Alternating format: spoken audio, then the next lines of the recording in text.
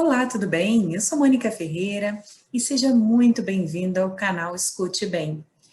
Hoje nós vamos com a primeira live da série Covid-19. Hoje vamos conversar tudo sobre a vacinação contra essa doença. A vacina não é um remédio, ela é uma ferramenta de prevenção primária para uma ação de estratégia coletiva. A vacina, junto com as demais ações de prevenção, como, por exemplo, usar máscaras faciais, manter o distanciamento social, manter o ambiente arejado e, claro, lavar as mãos, tem como objetivo evitar a propagação do vírus, ou seja, acabar com a pandemia. Nós sabemos que hoje a taxa de transmissão aqui no Brasil está maior do que 1, ou seja, 100 pessoas infectadas conseguem infectar mais umas 110, 130 pessoas. Enquanto essa taxa de transmissão estiver acima de 1, a pandemia não vai acabar por aqui. Hoje eu conversei com a doutora Melanie Fontes Dutra, que é biomédica, doutora em neurociências e coordenadora da rede Análise Covid-19, no Instagram do Especialistas em Audiologia. Se você ainda não me segue lá, procure no Instagram, @audiologia, e siga para você ter acesso aí a todas as novidades para os profissionais dessa área. Eu conversei com a doutora Melanie lá no Instagram e eu vou trazer aqui para você os melhores momentos dessa live. Mas eu comecei perguntando à doutora Melanie quais são as vacinas disponíveis hoje, dia 6 de janeiro de 2021, para a cobertura vacinal da Covid-19 no mundo e no Brasil. Vamos escutar a resposta da doutora Melanie. Bom, a gente tem aprovado hoje pelo FDA e por outras instituições, mas eu sempre me pego como referência o FDA, as vacinas de RNA mensageiro da Pfizer e da Moderna, né? Elas foram aprovadas em outras agências locais do mundo. Existem dezenas de locais que estão já com campanhas de vacinação com essas vacinas, porque os dados delas são muito robustos, apresentam um perfil muito adequado de segurança, de eficácia, de proteção. Não é à toa, então, que elas estão sendo realmente usadas em vários locais. A gente também tem vacinas como a da AstraZeneca, que está aprovada no Reino Unido. Se eu não me engano, acho que o México também aprovou ela recentemente, eu tenho que confirmar esse dado, mas eu sei que no Reino Unido ela já está aprovada, também já está entrando em campanhas de vacinação.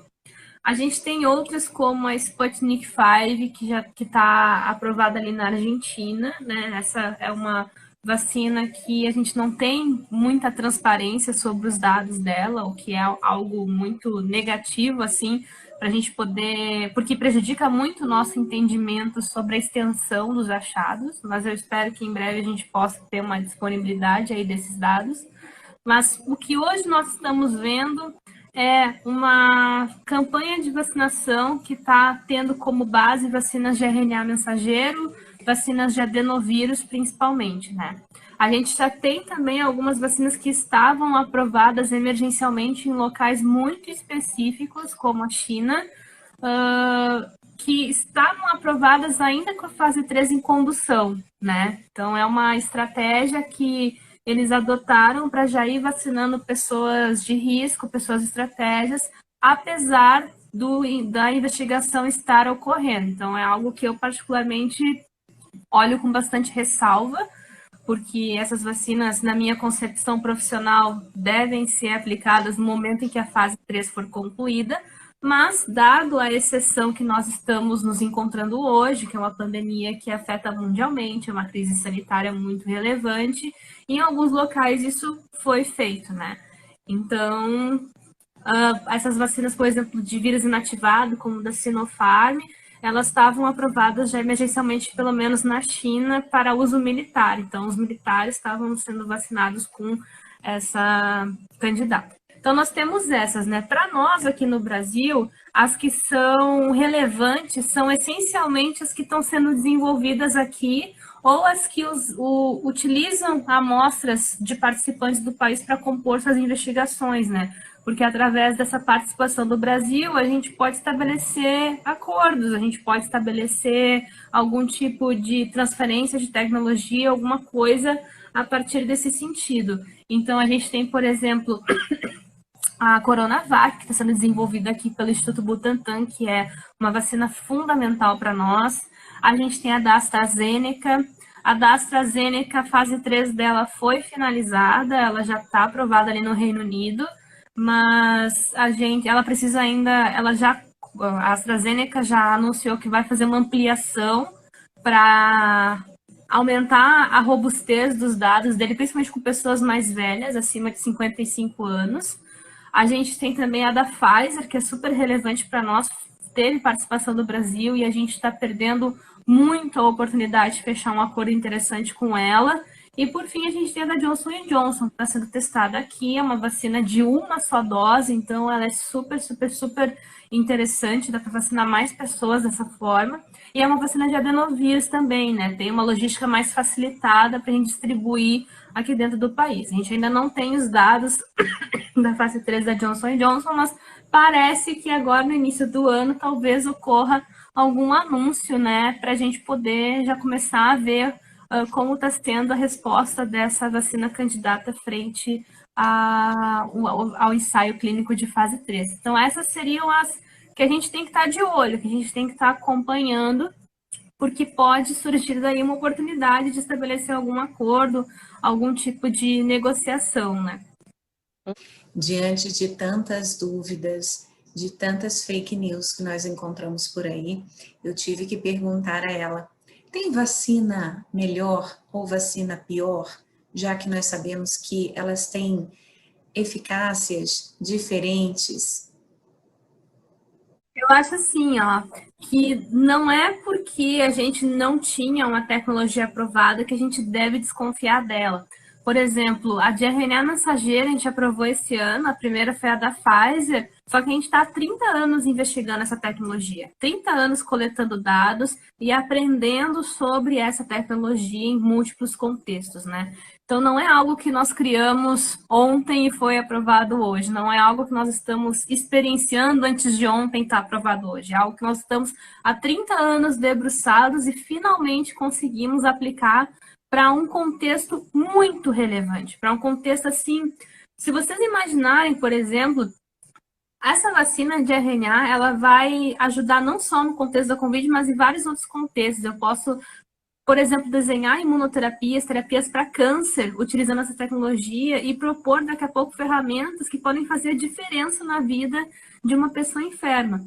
Então, é uma tecnologia que está abrindo muitas portas, foi com certeza um grande marco na ciência no ano de 2020, foi ter aprovado essa tecnologia, chegado finalmente no ponto onde nós podemos utilizá-la e explorá-la em outros contextos, né? Principalmente na Covid-19, que é um contexto emergencial nesse momento. Então, eu acho que essa questão de ter uma tecnologia nova, por assim dizer, ou mais antiga, o que vai acontecer é o seguinte: todas elas vão passar pelo mesmo rigor e critério de análise, né? Todas elas têm que se provar seguras e eficazes. Não é porque eu estou há 100 anos estudando uma tecnologia que quando tem uma doença nova, ela não vai passar por toda e cada etapa, ela vai passar por toda e cada etapa para análise, porque é um contexto diferente, uma doença diferente, é um vírus diferente. Então, mesmo que eu conheça, já tenho 15 mil vacinas aprovadas com uma tecnologia, como é um caso diferente, tem que ser muito bem investigado, a segurança tem que ser muito bem determinada. Naturalmente, se eu estou usando algo que eu já conheço, já sei como se faz, fica mais fácil para eu trazer esse conhecimento e aplicar para esse novo contexto, né? Mas a questão é que vai ser investigado de igual forma para verificar essa questão de segurança e eficácia. Então, não faz sentido a gente acabar comparando, porque são tecnologias diferentes, porém a análise é a mesma, o rigor é o mesmo. Todas elas têm que se provar. E se elas chegaram lá, é porque elas se provaram serem seguras e eficazes. Então, isso tem que ficar muito claro na cabeça das pessoas, né? E indo em contrapartida, inclusive, da pergunta, Vamos supor, então, o seguinte, a Coronavac usa uma tecnologia super consagrada, a gente tem várias vacinas de vírus inativados, e ainda assim, no país, é uma das vacinas mais polêmicas. Não por causa da parte científica, porque da parte científica, ela está seguindo o andamento que tem que seguir. As investigações, as análises, eu acompanhei os dados de fase 1 e 2, acompanhei as coletivas do Butantan, todo o desenvolvimento da vacina está correndo como é o esperado, como é o preconizado. A polêmica é a politização que as pessoas estão fazendo, porque a vacina está sendo desenvolvida num estado que tem como seu governador um rival do presidente da República, por exemplo. Né? Então, eu não vou nem entrar no mérito dessa questão política, porque eu sou cientista, e para mim não me compete essa questão partidária. Pelo menos não enquanto eu estou aqui falando sobre ciência com vocês, né? Ciência também é sobre política, mas não é sobre partidarismo. Para a ciência, essas coisas partidárias tanto faz. Mas ciência, sim, é uma coisa política. Inclusive, nós temos que ter políticas baseadas em ciência, né? Então, uma coisa, outra coisa, outra coisa. Então, não vou entrar no mérito de partidos aqui, mas é um fato. Existe uma rivalidade entre eles e quem sofre com isso é as vacinas. Porque como a vacina está sendo desenvolvida lá pelo Butantan em parceria com o governo de São Paulo, muita gente acha que não serve, que não é boa o suficiente. Como tem uma desenvolvedora chinesa que está em parceria com o Butantan desenvolvendo, é a vacina comunista, é isso, é aquilo. Então, gente, sinceramente, como cientista, como pessoa que acompanha esses estudos, como pessoa que, assim, há 10 anos está consumindo ciência de múltiplas partes do globo, né? Porque ciência é uma coisa integrativa internacional.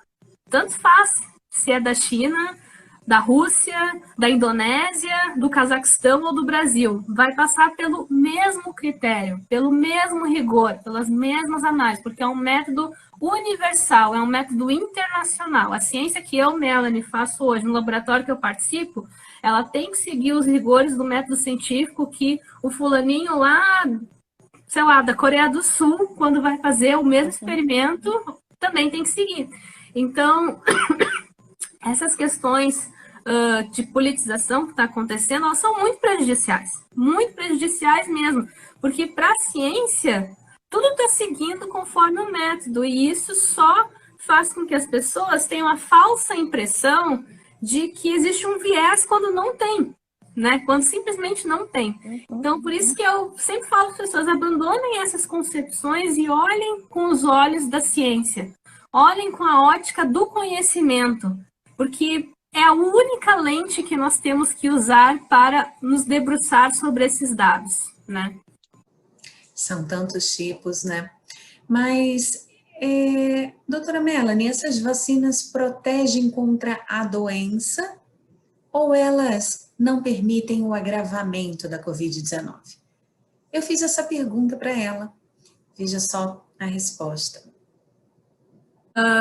Essa questão do agravamento é muito, muito, muito relevante, né? A gente está vendo isso com as vacinas também, né?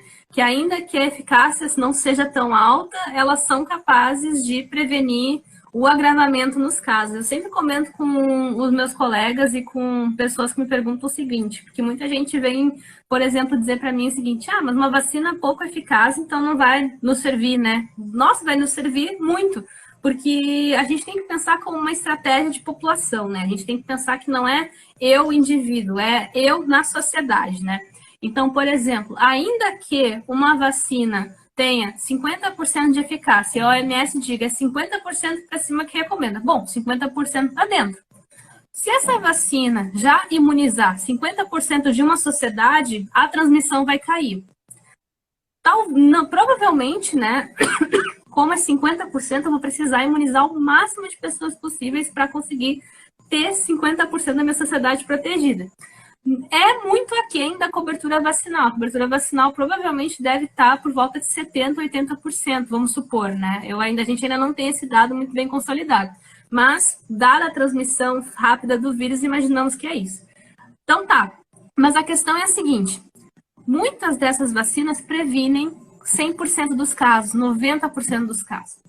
O que a gente vai estar fazendo nesse caso é pegar a Covid-19 e literalmente transformar numa gripezinha, né? Porque se eu prevenir 100% dos agravamentos, as pessoas não vão agravar caso elas se exponham, se infectem, elas vão ali ter a doença leve, moderada, não vai agravar, porque a gente sabe que quem se imunizou, pelo menos, não tem essa proteção contra agravamentos. E a partir daí, a gente não vai diminuir hospitalizações, a gente vai diminuir óbitos, porque óbitos está relacionado com essa questão da hospitalização. As hospitalizações estão, por sua vez, relacionadas com o agravamento da doença. Então, dessa forma, isso nos ajuda muito. E a gente também tem que entender uma outra coisa, só uma vacina não vai resolver a nossa situação, a gente precisa de mais de uma. Então, eu posso, por exemplo, ter uma estratégia em que eu vou pegar alguns lotes da Pfizer, que apesar de ser limitada, eu posso já destinar para os grupos mais de risco, uma vacina que tem uma eficácia altíssima, então eu vou dar para as pessoas que têm muito risco de agravar. Eu posso pegar daí outros lotes da AstraZeneca e vacinar o próximo eixo epidemiológico, lotes da Coronavac, o próximo eixo epidemiológico. Pego ainda mais uns lotes, por exemplo, da Johnson & Johnson ou de outra.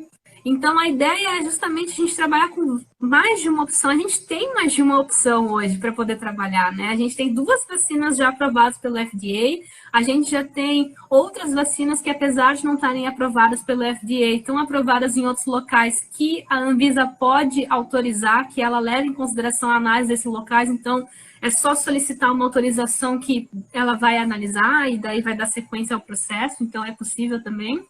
Então, dessa forma, a gente tem que trabalhar com o que a gente tem que trabalhar com estratégia. Para vacinar uma população do tamanho do Brasil em um tempo curto e que impacte a nossa curva de transmissão e resolva a pandemia, nós precisamos de mais de uma vacina. A gente tem que lembrar que o mundo inteiro está em cima dessas vacinas. Todo mundo, né, está querendo ir atrás da vacina. Parece que só o Brasil que ainda não se ligou da pressa que realmente tem. Mas tudo bem, todo mundo está indo atrás das vacinas. Se a gente demorar muito para fechar esses acordos, nós vamos indo para o final da fila, né? Então a gente tem que se ligar nisso, tem que se ligar que vacina precisa de insumo, que a gente precisa comprar seringa, a gente precisa comprar tudo que é necessário para fazer a vacina, né? E principalmente fazer comunicação científica, porque a gente está vendo a população hesitante aumentar ao longo do tempo, as pessoas perdendo ou tendo o receio com a vacina, né, perdendo a confiança e aumentando o receio, e isso não pode acontecer. Não porque eu estou dizendo que não porque é uma afronta à sociedade, pelo sentido de que vacinas nos protegem. Vacina protege as pessoas que tu ama, protege os teus filhos, protege você também. Então, dessa forma, se nós quisermos sair desse estado de pandemia, nós precisamos aderir ao máximo em campanhas de vacinação. Essa é a nossa porta de saída da pandemia, somado às medidas de enfrentamento que vão fazer com que a gente consiga chegar de forma saudável até esse momento, até o momento da vacinação. Eu perguntei também se as vacinas precisam de 2 doses para ter a efetividade que foi divulgada pelo fabricante. Também qual o período entre as doses, se nós podemos tomar vacinas diferentes, já que nós temos que tomar as 2 doses. Vamos ver o que a doutora Melanie falou sobre o assunto. Bom, a gente, né, naturalmente vem acompanhando esses dados. Existem algumas vacinas que parece que essa estratégia de aplicar em uma dose é mais promissora do que outras, com os dados que nós temos. A questão é, muitas delas foram desenhadas para ser analisadas com regime de 2 doses, né? Então, a gente tem dados para um regime de 2 doses. Tentar pegar esses dados para propor de uma dose sem fazer estudo adicional é complicado, né? Porque a gente precisa, né, fazer um estudo para averiguar realmente uma dose. Então, existem pontos para todos os lados, né? Existem pontos a favor de uma dose, inclusive tem essa implicação positiva de tu vacinar mais pessoas, dentro desse contexto, inclusive agora de alta transmissão, isso é benéfico, né? Isso é algo interessante. No entanto, tem esse outro contraponto, que é a gente não tem dados para esse tipo de análise, para esse tipo de estudo. A gente tem que, né, analisar mais, conseguir mais, realizar mais estudos para levantar mais dados dentro desse aspecto, né? Então, é uma decisão que, independente de quem tomar, vai ser criticado. Vai ser criticado pelo sim e também vai ser criticado pelo não. A questão é, eu acho, por exemplo, na minha concepção, que todas as decisões têm que ser baseadas em ciência. E a ciência hoje nos diz que para adaptar uma vacina com dados de 2 doses para uma, nós temos que investigar mais, né? Então, o que muita gente está fazendo é espaçar, né? Por exemplo, ali na AstraZeneca eles conseguem espaçar de 8 a 12 semanas até, sabe? Isso é uma estratégia. Eles têm dados que mostram que quando tu espaça, por exemplo, para a vacina deles, a resposta de anticorpos acaba sendo até maior, né? Esse boost, esse reforço que a gente fala depois, né? Agora, tentar adaptar isso para a vacina da Pfizer, da Moderna, em que o protocolo já está muito bem estabelecido, eu acredito que realmente fazendo um estudo adicional para levantar mais dados corroborando isso, né? Fazer algo nesse sentido sem esse estudo é complicado. Então, como eu falei, tem algumas vacinas que parece que fazer essa estratégia pode ser mais embasada, enquanto que outras, eu acredito que nós precisamos reunir mais dados. De toda forma, eu acho que até mesmo para essas, onde é mais promissor, nós também precisamos levantar mais dados. Perfeito. Ou seja, se você tomar uma vacina que tem 2 doses, você precisa voltar para tomar a segunda dose, né? Isso é o que a ciência nos diz. Então, eu acho bacana levantar isso, porque como está tendo muita discussão na internet sobre esse assunto, às vezes a pessoa, por conta própria, não vai tomar a segunda dose. E, na verdade, precisa tomar a segunda dose, né, Melanie? Exato. A menos que os pesquisadores, os responsáveis, digam para ti, ó, a gente fez um estudo e realmente o regime é uma dose. Aí é uma outra situação. Agora, essa decisão não cabe a nós, não cabe a eu que estou recebendo a vacina, né? Ela Sim. tem que ser embasada na ciência, na orientação que os profissionais de saúde, que por sua vez estão sendo orientados pelos desenvolvedores, pelas agências reguladoras, né? São eles, a eles que compete essa decisão, aos reguladores e aos desenvolvedores, né? Nós temos que ir atrás da evidência, né? Nós temos que realmente cumprir a instrução que está sendo nos dada. Então, se vocês estão tomando uma vacina que o regime é de 2 doses, o profissional de saúde vai dizer, ó, daqui a 21 dias tu volta, daqui a 38 dias tu volta. Espera o tempo, volte para tomar a segunda dose. Exatamente. E outra coisa também importante, né? Durante esse período de vacinação, não tem imunidade garantida, né? Eu queria que você falasse um pouquinho sobre isso também, porque muitas vezes a pessoa acha que só porque tomou a vacina, ela já está imunizada e pronto, acabou, posso fazer o que eu quiser da minha vida. E também queria que você comentasse sobre a questão também que surgiu muito aqui, se eu preciso tomar a mesma vacina na segunda dose, né? Então, são essas duas questões. Então, sobre a segunda questão, primeiro, sim, se tu tomou a vacina da AstraZeneca, a segunda dose tem que ser da AstraZeneca. Se tu tomou da Pfizer, a segunda tem que ser da Pfizer. Não existem dados hoje, né, que mostrem segurança de tu combinar uma vacina com outra. Não porque não existe, e sim porque não foi testado, né? A gente não testou se combinar uma vacina com outra, né, pode te dar um efeito melhor ou não.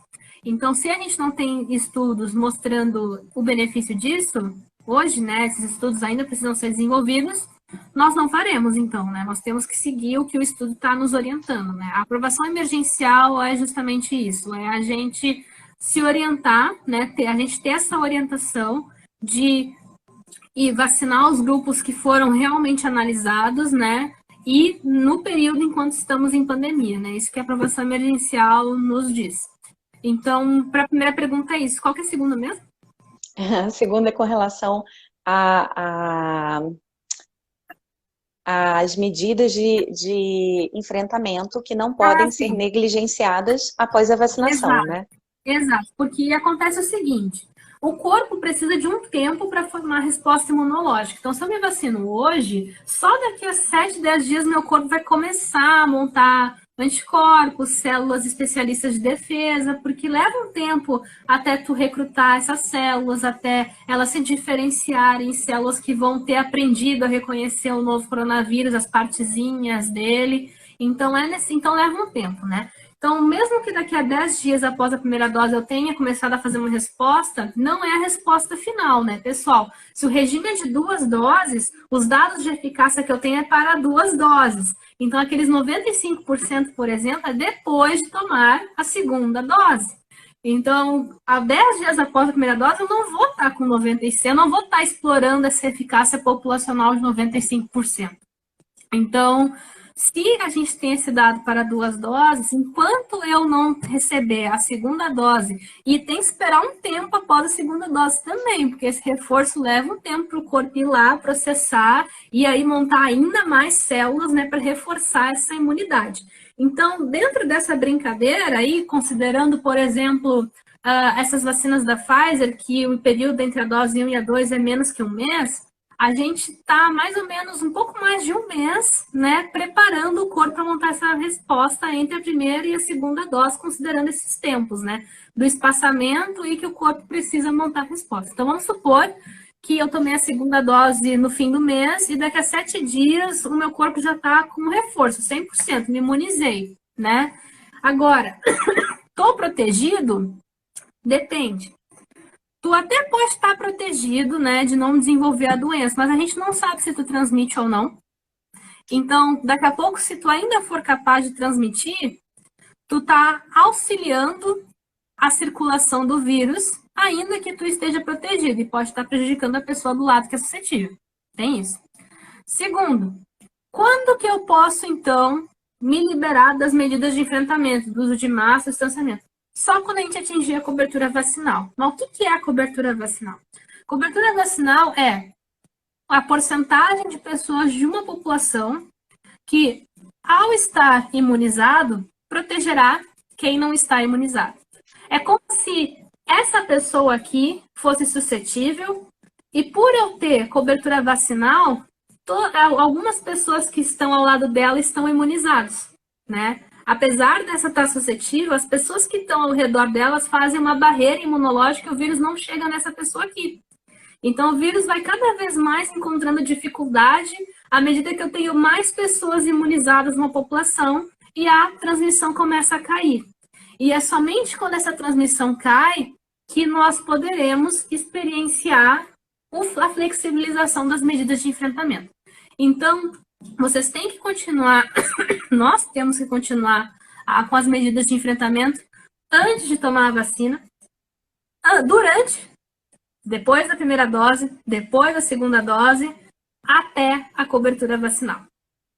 Então, a máscara, toda essa questão de distanciamento, ela não pode ser deixada de lado mesmo quando vocês já estiverem imunizados. Ela só pode começar a ser discutido a sua flexibilização ao atingir a cobertura vacinal. Por isso que muita gente tenta, né, essas medidas para vacinar mais pessoas num curto espaço de tempo, para que a gente chegue nesse ponto mais rápido, né? E ainda assim,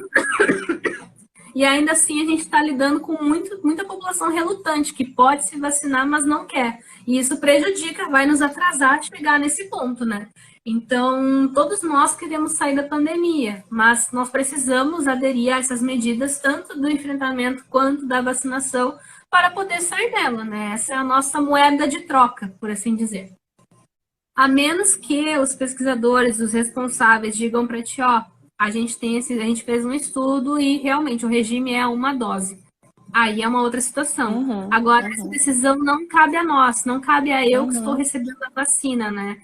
Ela tem que ser embasada na ciência, na orientação que os profissionais de saúde, que por sua vez estão sendo orientados pelos desenvolvedores, pelas agências reguladoras, né? São eles, a eles que compete essa decisão, aos reguladores e aos desenvolvedores, né? Nós temos que ir atrás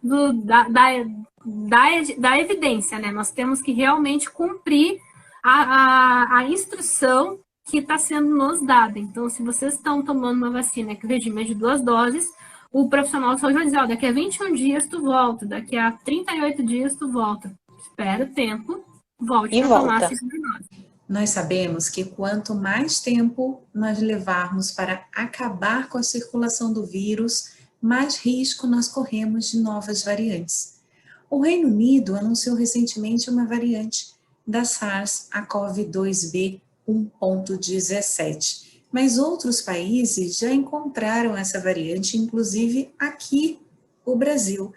E já sabemos que outras variantes foram também encontradas em outros países, como na Dinamarca, na África do Sul, recentemente. A minha pergunta para a doutora Melanie foi: essas mutações, essas variantes são um risco eminente? As vacinas são eficazes para essas variantes? O que nós temos que fazer para que elas não ocorram? Bom, o surgimento de variantes é algo esperado, né? Essa do Reino Unido não foi a primeira que a gente conhece para o SARS-CoV-2. A gente já teve a da Dinamarca, a gente já teve de outros locais, né? É esperado que isso aconteça, porque cada vez que o vírus vai formando cópias de si mesmo, algumas mutações podem ir acontecendo, né, ao longo desse processo, ele pode ir acumulando e daqui a pouco uma variante acaba saindo daí, acaba tendo sucesso em se replicar e acaba se tornando mais presente, né? Então, depende de várias questões evolutivas, pressões evolutivas sobre essa variante, vários pormenores, mas o que nós temos que saber é um processo normal, é um processo esperado. Ele pode ser agilizado, ou seja, eu posso aumentar a frequência desse processo ou eu posso complicar esse processo, diminuir a frequência que uma variante surja, né? E eu faço isso influenciando a transmissão do vírus. Quanto mais o vírus se transmite, mais a frequência que essas variantes vão surgir. E se eu estou aumentando a frequência do surgimento dessas variantes, eu estou automaticamente aumentando a possibilidade de uma mais perigosa para nós surgir.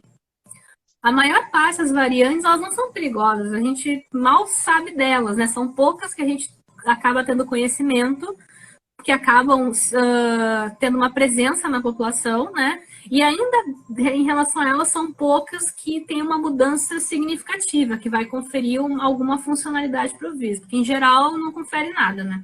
Mas a questão é a seguinte, né? Se eu estou facilitando a transmissão do vírus, eu estou aumentando a possibilidade que aquela que eu não quero que apareça possa acabar aparecendo.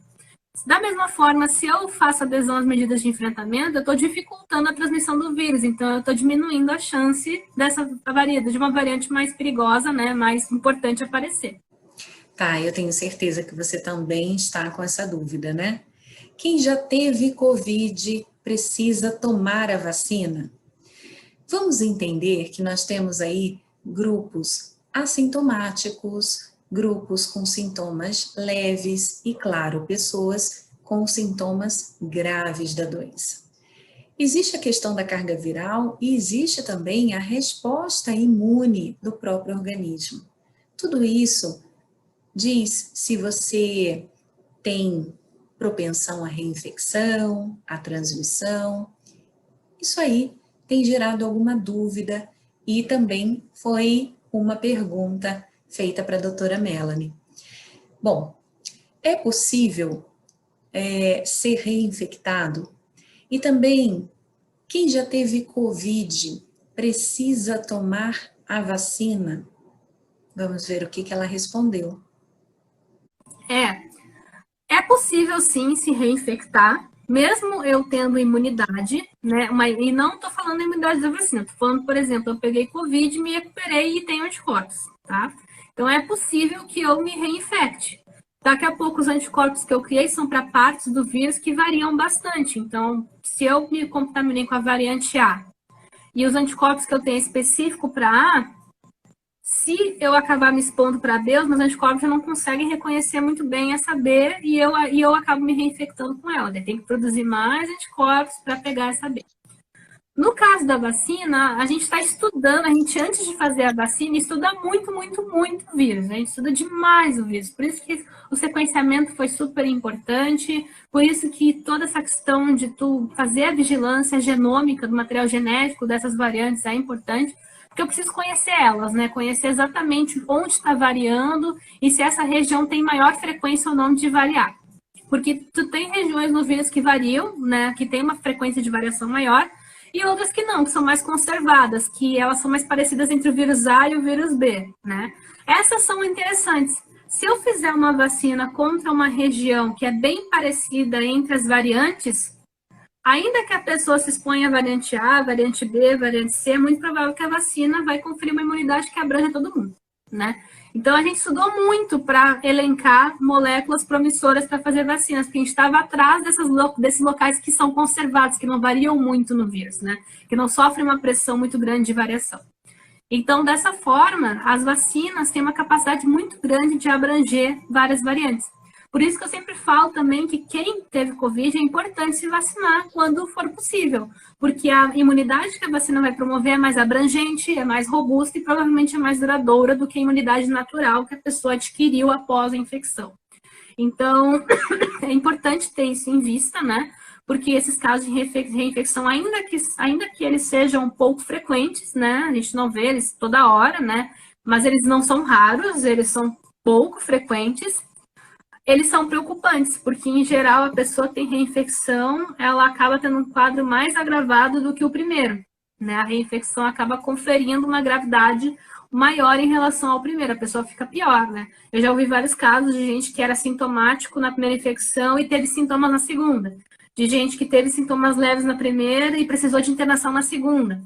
Fora sequelas, né, pessoal? Fora que tu ter Covid hoje corre risco de amanhã tu ter sequelas que tu vai ter que trabalhar para fazer reabilitação e podem te acompanhar por longos anos, né? Então, eu imagino Exatamente. Que o pessoal da fono, né, deve ser muito familiarizado com isso, porque essas sequelas respiratórias, até Sim. sequelas neurológicas, perda do olfato, paladar, tudo isso, né, tem uma implicação muito grande para a fono, né? Então, vocês cada vez mais vão ser muito, muito, muito requisitados, porque infelizmente nós vamos estar vendo muitas sequelas de Covid daqui para frente, né? Então, a gente já está vendo. Até a própria perda auditiva e zumbido, Melanie. A gente já tem estudos aí mostrando, né? Tem alguns que mostram aí os efeitos diretos, tem outros que mostram que não tem, mas enfim, né? Sabe-se pouco ainda, mas é um risco evidente, né? É um vírus que está ali na orelha média, né? Exatamente. A gente sabe. Então, com certeza, mais do que nunca, vocês são um dos muitos profissionais que vão ter uma atuação chave. Já tem uma atuação chave no normal, né, no natural. Sim. E agora, considerando essa questão de sequelas, né, que tem uma implicação na fono, em vários outros aspectos do corpo, vai ser fundamental a ação de vocês aí, porque é um problema que nós estamos enfrentando e vamos enfrentar no futuro. Existem muitas dúvidas com relação a quem pode receber a vacina e quem não pode receber a vacina. Nós também conversamos sobre isso. Então, foi investigado, né, durante a execução da fase 3, essas comorbidades: diabetes, doença pulmonar crônica, doença cardíaca crônica, doença renal crônica, doença hepática. Então, tem indicação para esses grupos, sim, até porque eles são fatores de risco para a Covid-19. Teve até um interesse, né, em estudar o efeito da vacina nesses grupos. Então, esses grupos estariam indicados com certeza. Lactantes, gestantes, crianças, pessoas que têm uma tendência a fazer reação anafilactoide, daqui a pouco pode ter uma contraindicação. Essas pessoas que eu falei, elas são contraindicadas nesse caso, né? Pelo menos nas vacinas que já estão aprovadas hoje, né? Daqui a pouco alguma vacina possa sair com algum dado abrangente, mas hoje nós temos essas recomendações, né? Outras recomendações são importantes no sentido de que tem que conversar com o seu profissional de saúde, com o seu médico. Se você tem imunossupressão, imunocomprometimento, alguma doença imunológica que daqui a pouco possa ser importante, é sempre bom se aconselhar com o seu profissional de saúde para poder ver se você tem realmente essa indicação, né? E na hora que tu vai tomar a vacina, tu tem também a entrevista, né? Tu vai ali conversar com o profissional de saúde que tá ali, que vai te vacinar. Então, exponha nesse momento todas as condições e situações que tu tem, né? Por exemplo, eu tenho certas alergias tais, eu tenho certa doença, né? Então, eles também vão estar treinados para saber o que é indicado e o que não é indicado. E, por fim, é importante saber que a vacinação não vai acontecer num lugar que não esteja muito bem preparado para assistir as pessoas, né? Todas essas pessoas que tiveram reações mais sérias, de hipersensibilidade, de alergia, como a gente viu alguns poucos casos, mas enfim, teve, todas as pessoas passam super bem hoje. Elas foram atendidas nas instituições hospitalares, que foi onde a vacina foi aplicada, teve alergia, controlou, vida que segue. Então, a recomendação é justamente isso. Se você tem alergia, né, tem que ver com o seu médico se é indicado ou não. Mas caso alguma reação aconteça ali no momento que se vacine, tu vai estar num lugar que tu vai ter assistência e suporte para resolver essa questão, né? A alergia é uma condição, é uma questão que a gente consegue resolver quando a gente intervém rapidinho, né? Então, por isso que a gente está fazendo essa vacinação, ela vai ser feita em locais apropriados em que essa assistência, em que qualquer assistência possa ser dada à pessoa, né? Por exemplo, a gente viu casos de pessoas que desmaiaram, porque não por causa da vacina, mas sim porque são pessoas que têm esse tipo de resposta frente à ansiedade, frente a esse nervosismo, né? Tem pessoas que quando vem uma agulha, baixa a pressão e desmaia também. Não é por causa imunizante. Eu conheço 15 pessoas que quando doam sangue desmaiam sempre, né? Mas elas estão num local que vai assistir elas, que vai pegar elas e deixar ela bem posicionada, vai dar um lanchinho depois para ela ficar bem, sabe? Então, é isso, sabe, gente? Tipo, se qualquer coisa acontecer, vocês vão estar assistidos, sabe? Vocês vão estar bem amparados ali. E não quer dizer que uma coisa muito séria vai acontecer. O risco de algo sério acontecer é baixíssimo, é irrisório, sabe? O que a gente está vendo que pode acontecer e que tem uma frequência muito baixa é essas reações alérgicas para quem tem histórico. Não é nem porque o imunizante, né, tá desencadeando isso. Não, a pessoa tem um histórico e daqui a pouco algum componente ali pode, né, por ela ter esse histórico, desencadear essa reação e daí ela acaba tendo isso, né? Então, a vacina é muito segura, ela é muito segura mesmo, sabe? Por isso que a gente tem que ficar tranquilo, né? Vai lá, se imuniza e tenha sempre a certeza que tem um monte de profissional de saúde que vai te dar assistência em qualquer coisa que tu precisar, sabe? Que vai te dar esclarecimentos, se você tiver dúvida ali na hora, aquela minha dúvida de última hora, quero perguntar isso antes de me vacinar. Pergunte. Porque o pessoal tá ali para justamente tirar dúvida e te passar a segurança que não é uma segurança sem embasamento, uma segurança que tem muito embasamento. Bom, dentro desse aspecto, dor no braço, um pequeno inchaço na região que tu tomou a vacina, pode acontecer, né? Isso é frequentemente relatado. Eu tomei a vacina do tétano um tempo desse e meu braço ficou doendo, ficou inchado, mas assim, 2 dias depois eu nem lembrava que tinha me vacinado, sabe? São efeitos que passam 1, 2 dias. Se te incomodar um pouco, tu toma ali um paracetamol, resolve, tá?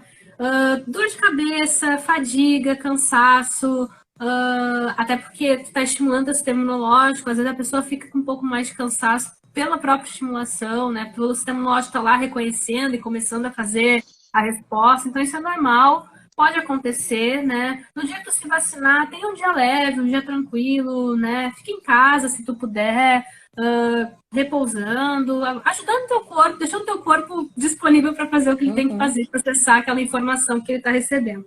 Outra questão é que as pessoas podem experienciar algum tipo de febre, né? Febre é uma resposta também do sistema imunológico, então um paracetamol, se for algo incômodo, resolve também. Tudo que eu estou falando são coisas que resolvem em 1, 2 dias, tá? E no máximo tu toma um paracetamol. Essas são as reações mais frequentes, né? Pode dar uma certa sudorese, assim, mas é isso, resolve em 2, 3 dias, né? Existem alguns efeitos que podem ser mais moderados, dependendo da idade, né? Algumas faixas etárias podem experienciar efeitos um pouco mais moderados, enquanto outros experienciam mais leves. Mas é isso, em 1, 2 dias resolve, né? Efeitos mais sérios mesmo são muito pouco observados, mas quando foram observados são relacionados a essas alergias.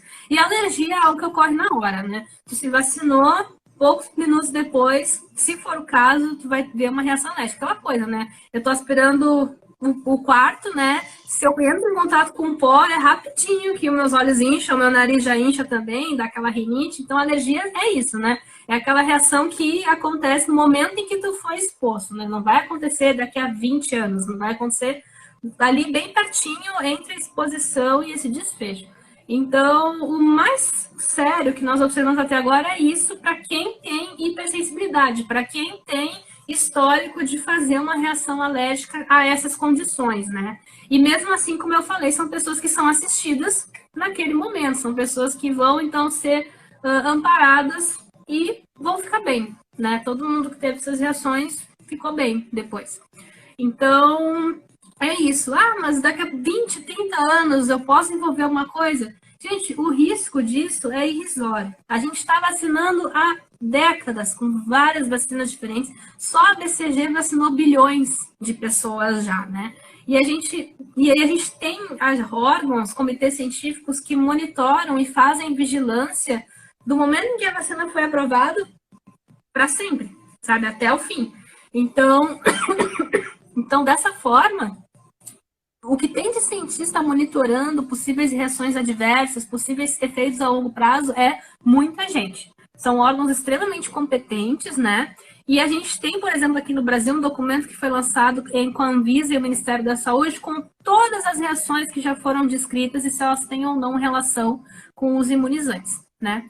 E o que a gente vê é que muitas, assim, a grande maioria do que foi descrito não tem associação, né? Não foi estabelecida uma relação de causa com o imunizante, justamente porque o número foi tão pequeno que não conseguiu se estabelecer que o imunizante foi causa daquilo, né? Então, realmente, a chance de alguma coisa acontecer a longo prazo é irrisória. Ah, mas existe uma chance? Em ciência, a gente não trabalha com certeza. Palavras como sempre e nunca não combinam com a ciência. Nós trabalhamos com probabilidades. A probabilidade de algo a longo prazo acontecer é irrisória, é muito pequena. Existe sim, mas é uma em bilhões, assim, é uma chance muito irrisória mesmo, né? A chance de você ter uma reação por tu tomar um remédio fora da validade é maior do que tu tomar uma vacina hoje. A chance de tu ter uma reação tomando uma sobredose de paracetamol num dia ruim é maior do que o risco de tu ter uma reação com vacina.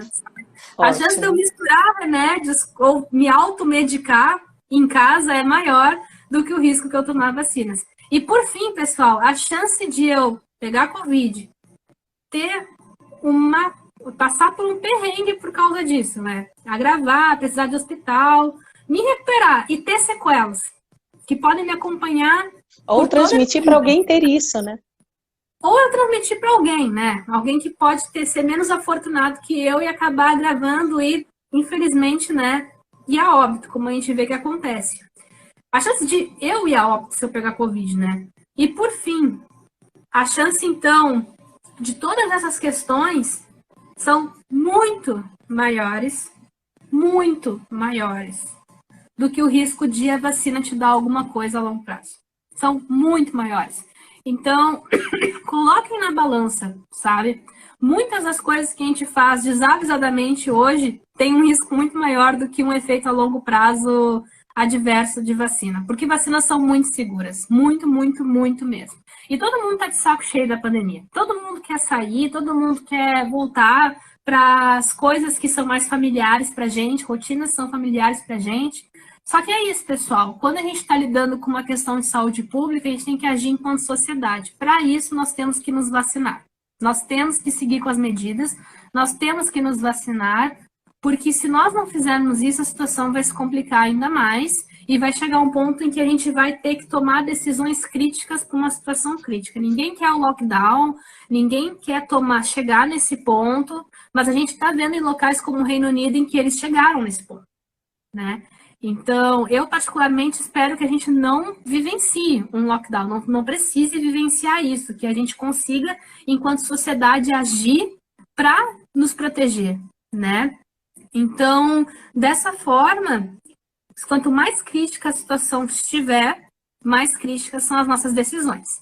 Então, é muito melhor a gente fazer por onde, né? Se cuidar para chegar até o momento da vacinação saudável e permanecer saudável depois, seguir com as medidas. Eu sei que é difícil, eu sei que é complicado, mas se a gente for parar para pensar, não é muito custoso, é algo que quanto mais a gente abraçar e botar na nossa rotina, mais fácil vai ficando, né? Mais familiar vai ficando. Eu, por exemplo, hoje em dia não consigo sair de um carro e não botar a máscara, sabe? É uma coisa que já ficou muito familiar para mim, sabe? Uhum. Então, quanto mais a gente abraçar isso, mais fácil vai ser. porque a gente vai ter que conviver com isso por um tempo ainda, até atingir a cobertura vacinal, né? Então, se você tem um parente, um amigo que ainda está hesitante, indica um divulgador científico para ele, ou sejam vocês os divulgadores também. Levem conhecimento para essas pessoas, né? Quando a gente tem um vínculo e uma afinidade com alguém, é mais fácil fazer essa comunicação, né? Então, sejamos nós também porta-vozes da ciência, porque quanto mais pessoas forem motivadas e tiverem a segurança de que é uma ferramenta que vai nos ajudar muito, melhor para a nossa sociedade. Mais rápido nós poderemos sair dessa situação. Eu espero que você tenha gostado dessa live e que ela tenha servido para que você melhore e tenha argumentos para compartilhar ciência, conhecimento científico com a sua família, com os seus amigos, os seus colegas e também seus pacientes, ou seja, com todas as pessoas com os quais você convive. Muito obrigada por você ter assistido esse vídeo até o fim. Compartilhe com seus amigos, compartilhe com a sua família, compartilhe no grupo de WhatsApp, porque com certeza essa informação ela irá ajudar a nós combatermos a pandemia da Covid-19 no Brasil e no mundo. Obrigada e até o próximo vídeo.